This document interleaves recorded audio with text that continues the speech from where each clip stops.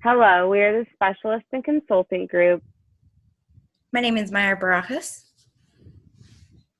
I'm Jarly Blanca. My name is Victor Peng.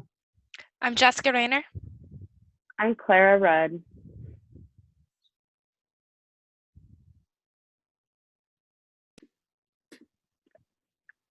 Vanessa.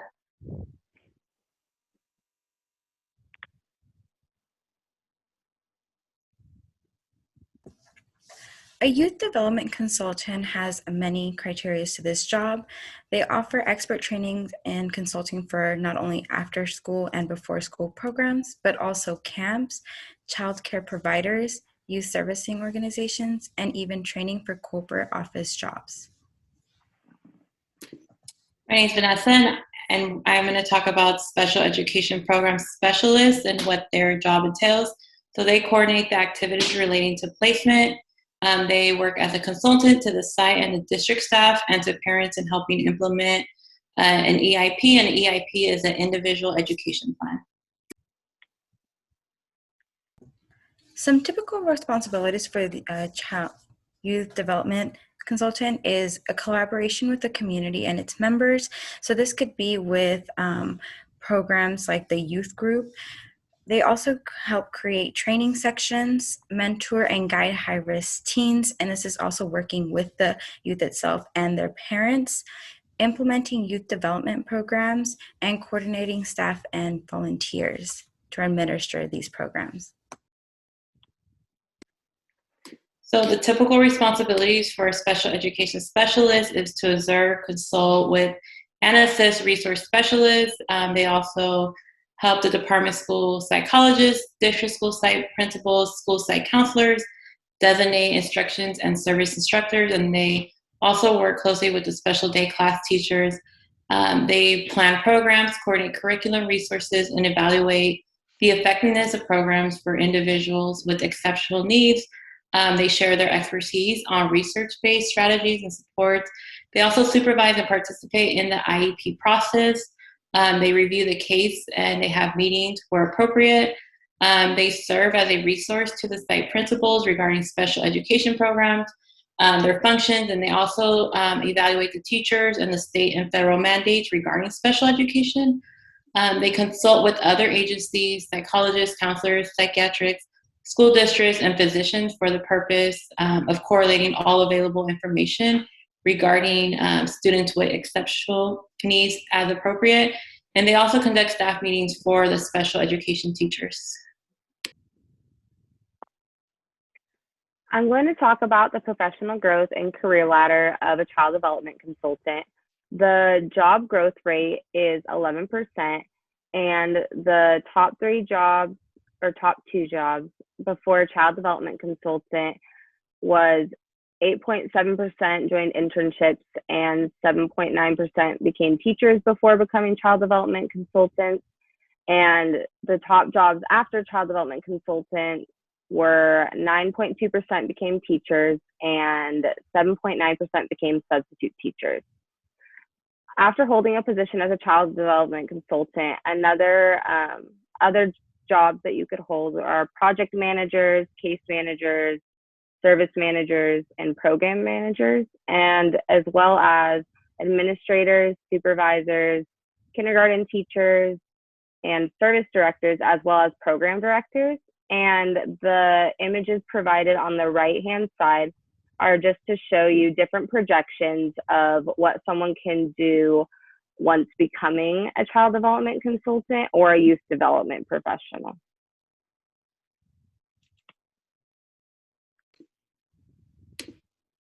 So I'm going to go over the professional growth opportunities and the career ladder for these special education specialists. So we know that they need a credential. They require a variety of intervention curriculum that can be used within the classroom. They need to have a great understanding of what's available as far as curriculums-wise and how to use it. Because they're part of a union, they don't require them for any professional learning hours, but they do obviously encourage it because it is beneficial to them. As far as career ladder, they will start as a special ed teacher, then they can move up to a teacher in charge position. They can go into administrative position, and then a program specialist. They can also go into inclusion, and an inclusion teacher just focuses on scaffolding and activities and differentiation instructions to meet all the needs of the students. And then we know they can go to non-public specialists, and non-public specialist is basically they can go work for a non-public school district like a private school or charter school.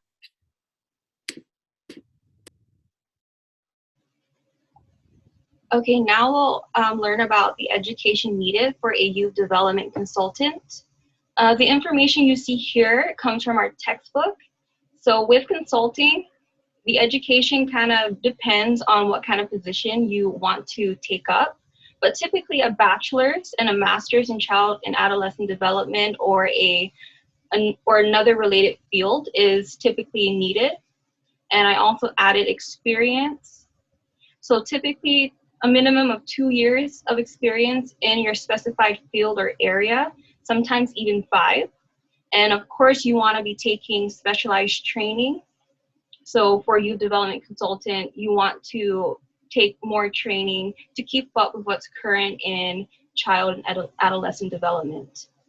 So to tell us more about the education needed for a youth development consultant, we interviewed Rosalinda Mencias, who is a local youth development consultant right here in Sacramento. You need zero education. It's all a lie, folks. You've been hooked. Sorry to ruin your dreams. You're like, dang, I'm 5 years in. So technically you need none. As a consultant, you really are hired based on your advice and expertise, right?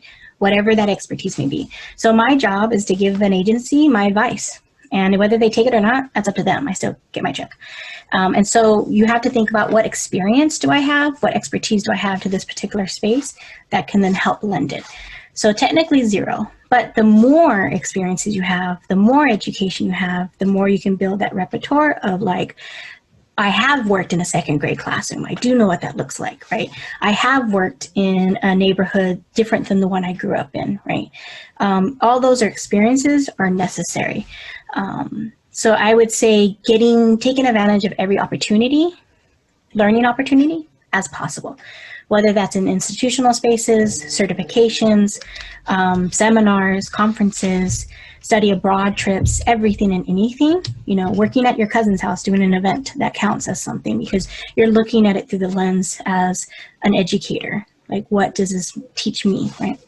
And I can think of a study abroad trip that I did.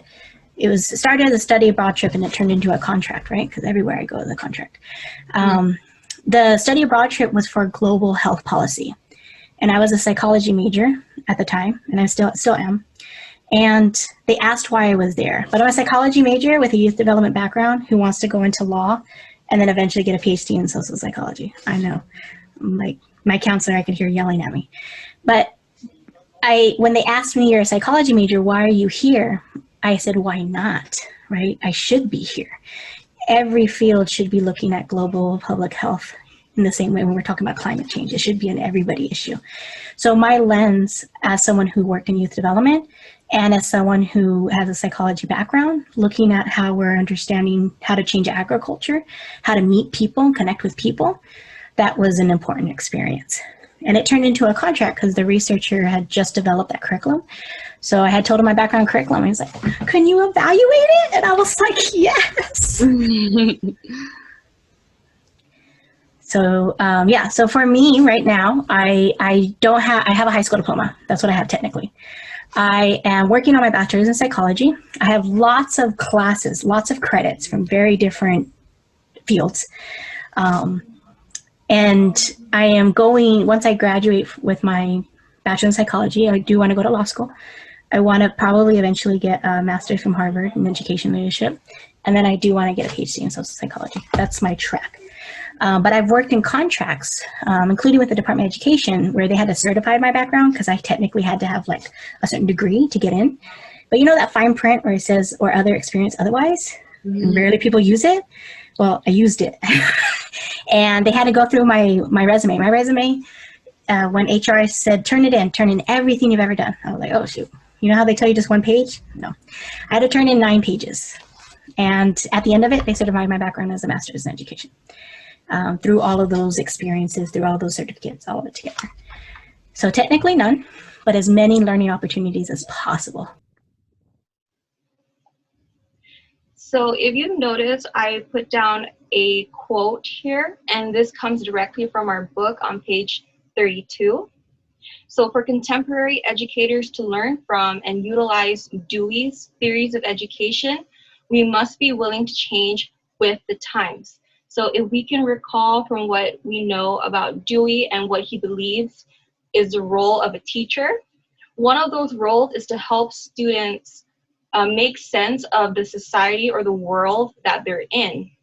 And I put that there because Rosalinda had talked about a study abroad trip that she took where she was learning about climate change and how it's an everybody's issue. And with that experience, Rosalinda can definitely add that experience into her toolkit when she is working with youth, because our youth today, the world they live in, definitely involves conversations of climate change.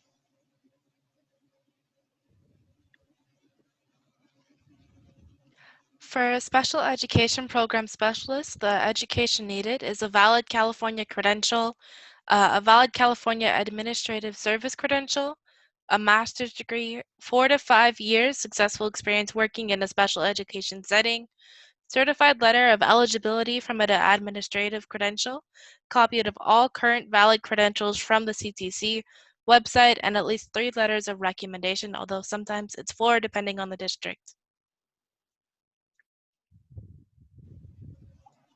All right, now we get into the skills needed for a youth development consultant. But before that, for all of you watching, I want to engage you all in some questions to think about. So first of all, do you enjoy connecting with others? Do you enjoy networking with other professionals? Are you able to be flexible to changes? And do you have good time management? So if you were able to answer yes to all of these questions, then you have some of the necessary skills to work as a consultant. So if we go on to the next slide. So here we have some skills that our textbook lays out for us, so consultants are able to relate to and connect with people. They have a salesperson's personality. They have a network of people who can help them get contract leads. And consultants are also flexible, and they accept that the job does come with uncertainties. And consultants are also really good at time and money management. So to share some additional skills, Rosalinda said that there are 3 additional skills that she finds important in her work as a youth development consultant. Related to that. But what special skills do you need in your job that you cannot learn in the textbook? Great question. I would say, I think for me as a consultant, storytelling is probably the strongest skill, because I have to weave experiences for folks to get to that same vision, whether it's through clients, whether it's participants in a training, right? There's a vision that I'm trying to get everybody to understand. And so storytelling is probably the strongest skill. That way you can hold a room, you can hold a bidding process. So I've been in spaces where I have 2 minutes to bid for a $90,000 contract. Go. How do I tell my story better than other folks in less than 2 minutes, right? I would say that's probably the strongest. And then I would go second, third would probably be observation, because the more you observe of your environment, the better you can analyze what's happening around you. So I could be with friends at a bar, and I was that kid where my mom would be like, stop staring at people. And I'm like, I'm not staring, I'm analyzing, right? So I could be at a bar with friends and I notice everything that's happening around me. I notice the way the waiter looked at one person in the party versus another. I notice the way the waiter may have spoken to the man first before the woman, even though the woman asked for something. I'm always looking and analyzing experiences. The way maybe a family walked in with their kids and the manager rolled their eyes because they didn't want to deal with the kids in like a very high-ended, space. We're trying to get money with alcohol over here. So I'm always observing everything. Observation is probably the next skill. The one after that would probably be self-awareness. Really honing into that self-awareness of how the environment is affecting you and what that what comes up for you, right? Your emotions, even your body, your physiological, right? If I see something of injustice, like I know that boils my blood pressure faster than I know before I say something. So I have to make sure I'm really aware of that. So one of the skills that Rosalinda says that I want to highlight is observation. So we have a lot of theorists who value observation, and one of them is Maria Montessori, who pretty much says that for teachers, teach little and observe much. And so one thing I also want to share about Rosalinda is that usually she's brought in when there is some behavioral management problems with teachers. And one thing that Maria Montessori says about students who kind of are misbehaving, that's because teachers are not doing enough observation and they're not reflecting on those observations. Because really what that means if students are misbehaving is that there's something in the environment that's not helping them, that's not supporting them. And another thing about Rosalinda is that she specializes in facilitation techniques. So she gives teachers that knowledge on how to facilitate an activity. So observation and facilitation really go hand in hand. So if a teacher knows how to facilitate, then then they are observing their students and they're reflecting on those observations. Now I'm going to talk about skills needed for a special education program specialist. It's a little bit different. And after looking through the textbook, some resumes, some job descriptions, I picked out the top 5 that I think you need. The first one is assisting others in resolving problems. When you're a special education program specialist, you're resolving problems not only with your students, but also with the staff, general education teachers, speech pathologists, everyone. We're working together with adults and the students. The second would be understanding and sensitivity to diverse cultures. In this career, and as a special education program specialist, you're going to be involved with different people, different families from different cultures, ethnicities. You need to be understanding in this career. 3 is to meet schedules and timelines. This is really important because you're meeting timelines for IEP meetings with parents, staff, the students. You're meeting your own deadlines to write assessments, things like that. 4 would be analyze and interpret instruction and behavioral data to monitor student progress. This pretty much means as you're observing your students, you're using that data to create evidence-driven curriculum and practicum and how you teach your strategies. And 5 is to develop and present training materials. Not only are you teaching your students, but you're also training general education teachers. You're also training other people when you go to conferences. Let's take a look at the video with our other interviewee, Elizabeth Rayner, a special education program specialist from a local school district.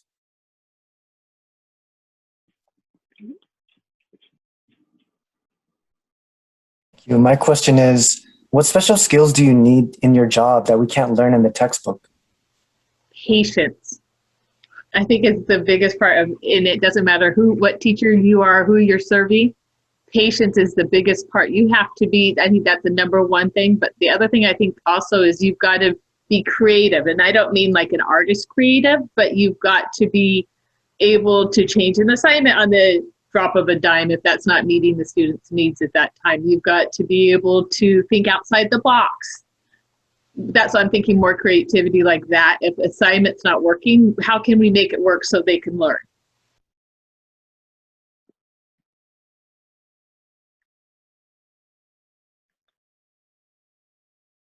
Now I'm going to talk about the salary for a child development consultant, as well as I'm going to touch on the salary for a youth development consultant, as per our resource with our interview with Rosalinda Muncius. Early childhood consultant salaries vary based on experience, state of employment, and education. According to the data provided on the Resilient Educator website, here is a range of salaries made by childhood consultants from lowest to highest. Payscale.com listed $62,386 a year. Glassdoor.com listed $64,008. SalaryExpert.com listed $73,223.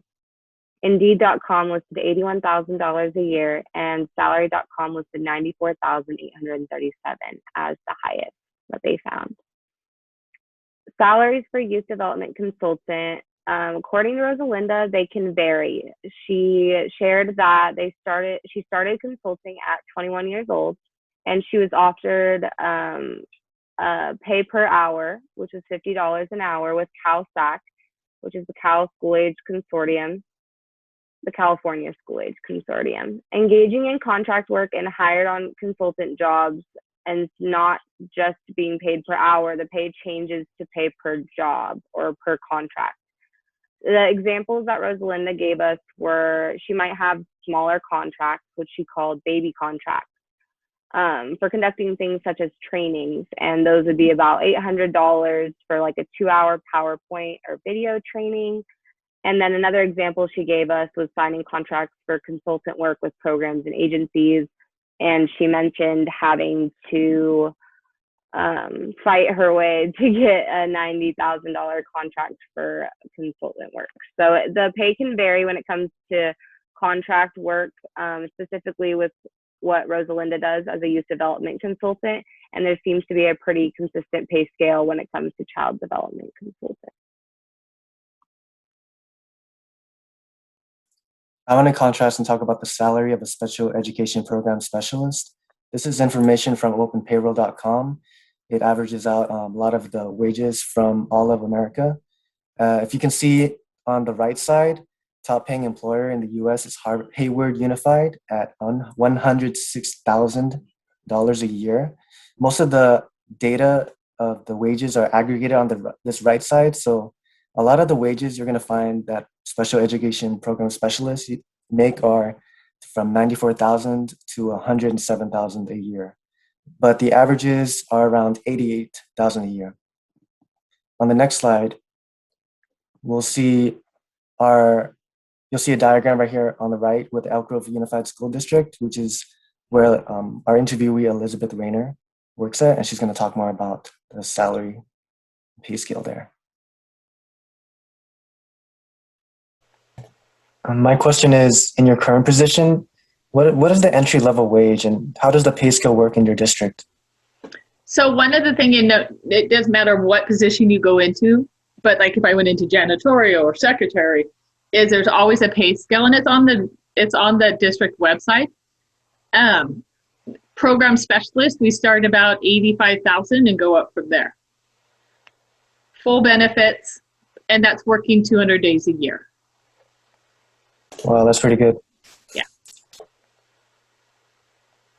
But there's many nights I'm probably working longer. I can't say I work a 40-hour week.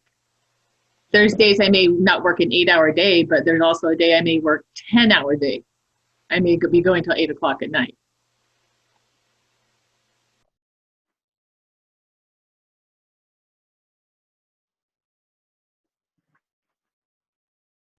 Common settings for a youth specialist would be, before COVID, Rosalinda had talked to us about how 50% of her time would be spent at home. And that's the benefit of this job, is it's very versatile as to where you would like to work. So she gave the example of being at home, being by a school, or even a park with her family. Anywhere could be a workspace as long as you're self-employed like she is. If not, if you are not self-employed and you're contracted through a company, you would work in cubicles and in offices. The remaining half of the time before COVID was with clients and schools for training, and also insurance agencies. So those programs that she would develop for the remaining 50% of the time, she would get that hands-on communication with the clients or with the children.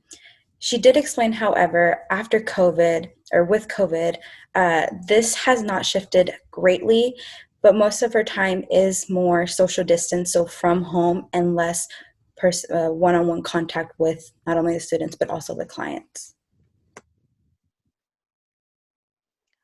For Ms. Rayner, the person we interviewed, the common setting was the office environment or the district office. She would often go to schools and work in offices there for IEPs or lawsuits. she would travel to different schools in the area that she covered.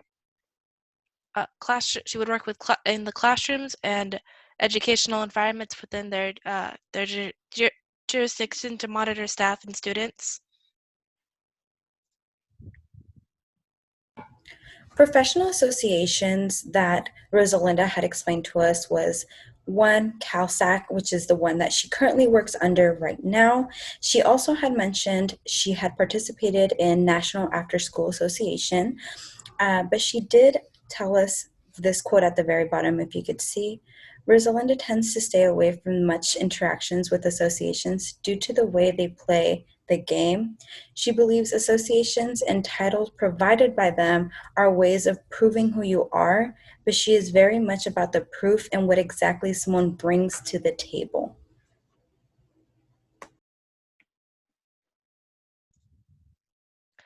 Professional associations would be the National Association of Special Education Teachers, which was a national membership organization dedicated to supporting these very important educators by advancing professional development and providing training opportunities. Another would be the Association for Persons with Severe Handicaps. The association has a standard goal of changing policy and professional practice to benefit all disabled person, no matter what their handicap. The Council for Exceptional Children, it claimed that it was the largest international professional organization dedicated to improving the educational success of individuals with disabilities or gifts and talents.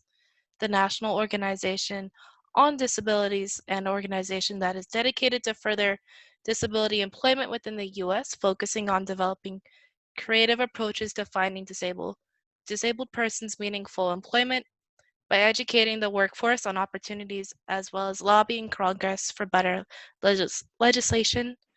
And lastly, the National Center for Learning Disabilities, which help their students find schools that can meet their educational needs, including colleges and potential scholarship offers.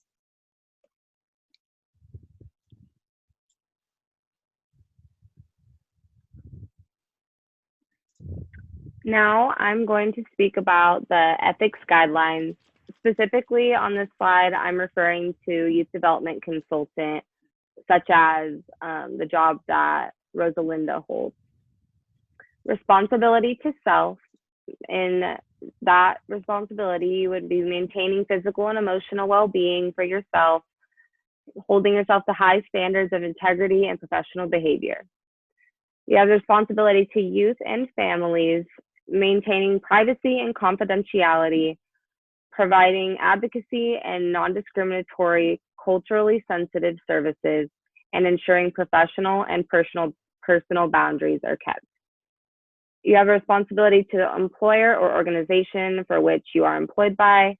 You are respectful, courteous, and equitable towards colleagues. One who works as a consultant responds professionally and respects commitments made to their employer or organization. As a consultant, you also have a responsibility to your profession, reporting ethical violations as appropriate, for example, from colleagues or per organization practices, ensuring the professional practice of services provided by oneself, supervisors, and also one's administrators. As a consultant, you also have the responsibility to your community, promoting awareness of the needs of youth, children, and families in that community, modeling ethical behavior, for example, through relationships and personal interactions in the community, encouraging diverse acceptance and appreciation in the community, and promoting informed and involved participation of the public in decisions being made affecting the public.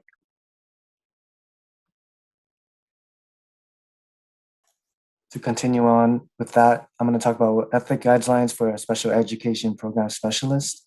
One of them is to work confidentially with discretion, especially because you're handling sensitive documents like IEPs. Second is to use evidence, instructional data, research, and professional knowledge to inform practice. This is, again, using observations in your classroom and from other teachers' assessments to use in your teaching strategies, to use in your practicum. Three is to neither engaging, tolerating any practice that harms individuals, with exceptionalities. That means like if you see students making fun of other students with exceptionalities or students with disabilities, you stand up for them. You are the voice for the students. For promoting inclusive participation of individuals with exceptionalities in their schools and communities, like I said in the third one, you're the voice for this group of people at your school, this group of students, and you need to be that power hand in the school culture.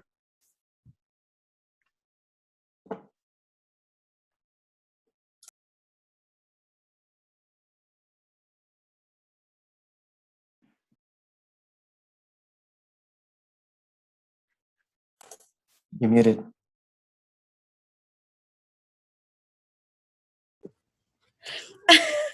So potential employers, Rosalinda had mentioned her volunteer work or association with the National After School Association and her current employment of CalSAC.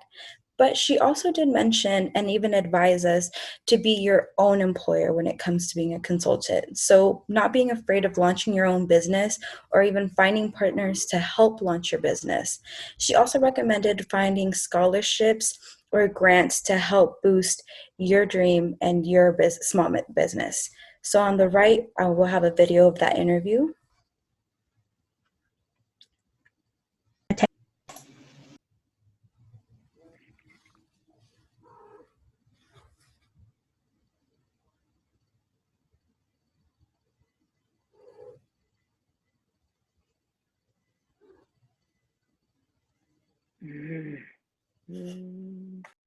I do apologize. The slides appear to not want to go in order. I'm sorry, guys. Relationship. You should automatically schedules the family an appointment with her.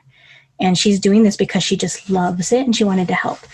And so just reaching out to organizations either here in Sacramento, you know me, you know these 4 or 5 people.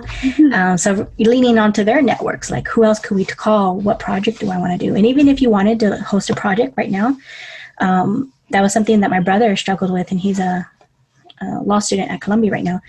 He's always wanted to do good work, and he always thought he had to go to an organization to do good work. And I said, why don't you just do it? Just launch it. Like, you have an idea? Go for it.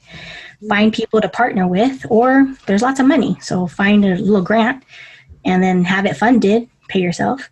And then make sure that you launch that good work and see where it goes. And that's not only a great resume builder, right?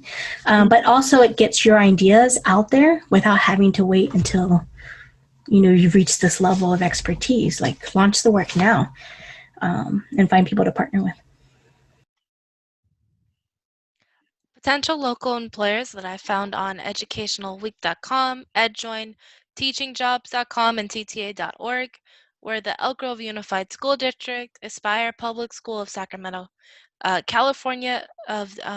University of California, Davis, San Francisco Unified School District, St. Hope Public School, Kern Community College District, Bakersfield, and Lighthouse Community Public School, Oakland.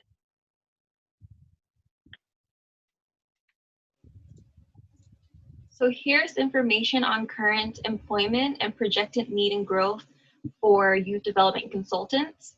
So if you look at the first table here, this is actually information for training and development consultants according to the Bureau of Labor Statistics. But as a youth development consultant, Rosalinda offers training and development, so I weaved it in together with training and development consultants. So the number of jobs for 2021 currently is about 333,540, and California has the most employment. And the employment change from 2019 to 2029 is 28,200. So divide that by 10, and that's how much is being added to the number of jobs each year. And then projected growth from 2019 to 2029 is 9%. And then the need for youth development consultants, schools and programs are always going to seek training and educational guidance, and there are always going to be a demand for motivated and passionate consultants in the education sectors. So what I have here are some organizations in Sacramento that offer youth development services to staff. And two of them, actually, Storm Program and Youth Forward, are community partners with Sac State.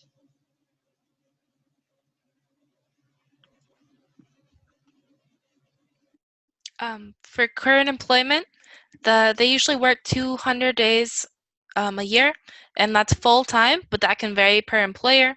The number of openings isn't specific because it varies per location and then what type of organization you want to work with. But the job outlook from 2019 to 2029 is expected to grow from 8 to 9%, varying based on the state, location, government, and district, and this does not show the impact of COVID-19.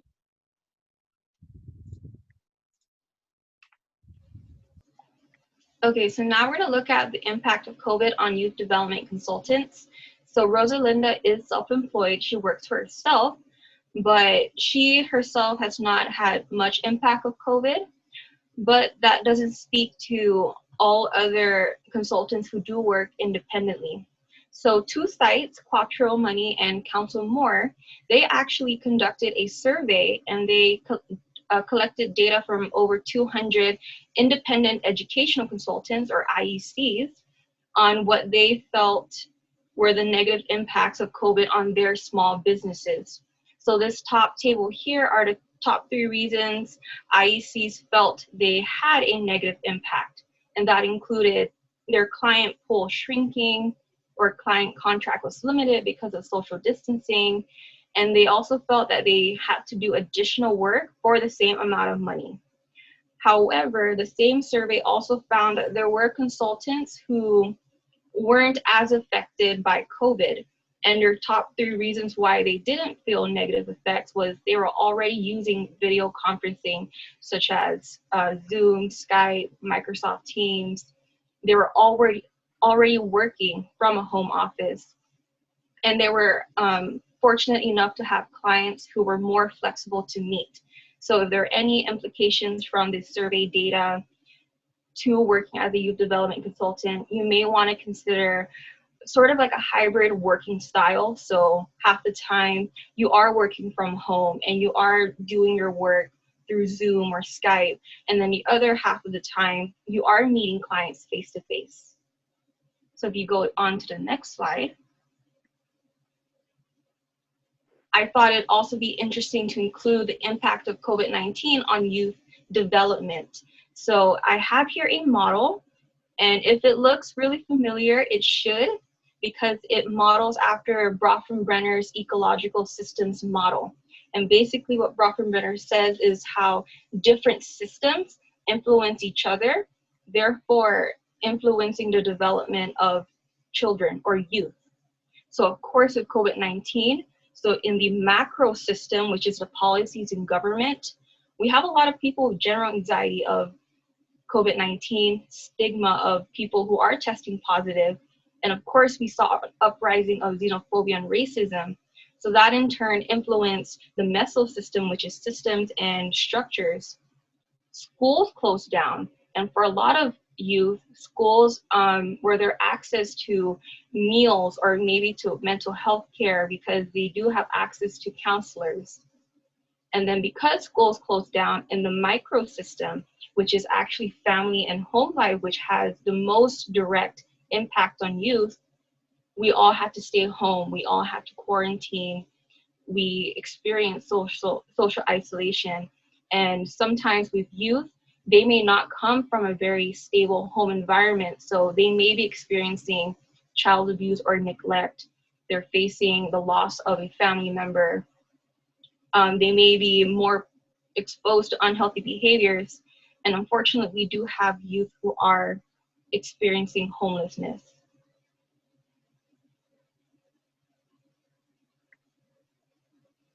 There are many impacts in the world of special education and its program specialists due to COVID as well. One of those is students with disabilities have less accommodations at home. They aren't able to have screen reader software. They're not able to create Braille creators. They're not able to have these tactile materials that teachers have in the classroom. Another thing that could happen is teachers and researchers predict significant regression. In the normal school year during the summer, students with disabilities, when they regress in the summer, they call it the summer slide. And they predict that because of COVID, there's going to be an even greater impact and an even greater summer slide that could happen. Also, the IDEA requires special education students to be taught in general education classes. And that's pretty recent, so now they're trying to merge it, but there's some conflict between special education teachers and general education teachers and the district with that. Here's a video that Elizabeth Rayner, she really goes into her experience and how it was impacted by COVID.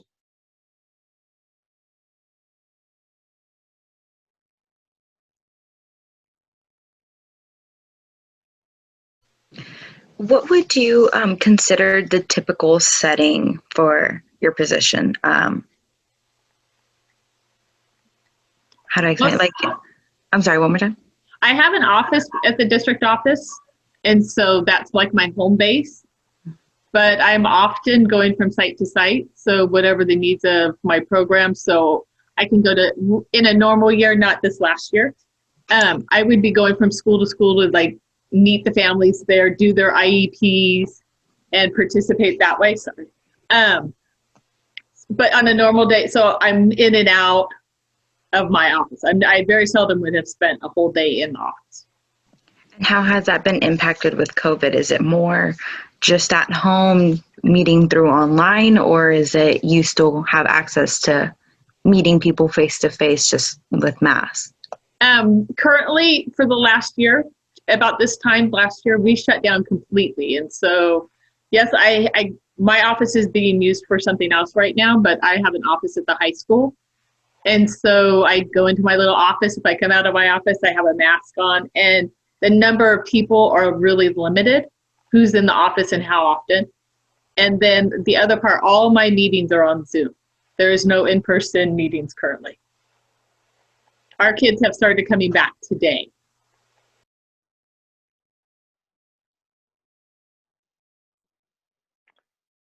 Now I'm going to talk about some other information that I wanted to include based on the information we've brought up of consultants.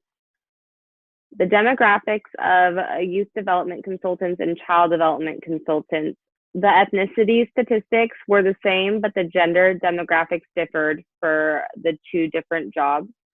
The ethnicity statistics were 64.7% reported or identified as white, 2.1% identified as Asian, 18.9% identified as African American or Black, 11.3% identified as Hispanic or Latino, and 1.5% identified as American Indian or Native Alaskan, and 1.5% was unknown or unreported.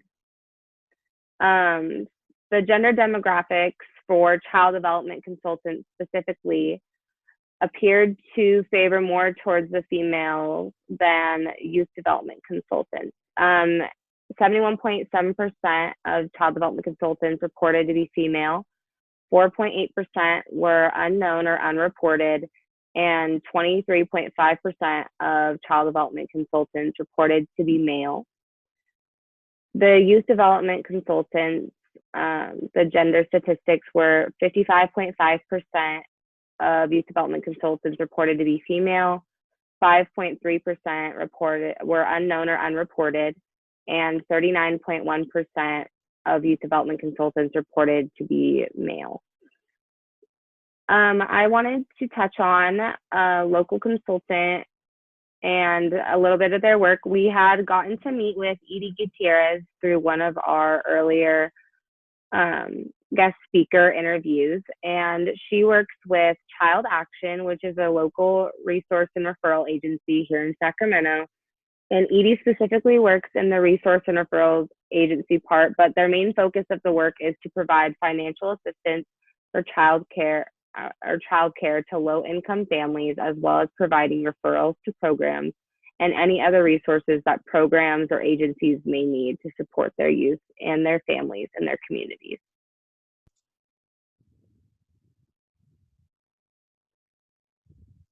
One quote that stood out to me was when Ms. Rayner said that patience is the biggest part, but also be creative and be able to meet the students' needs, think outside the box.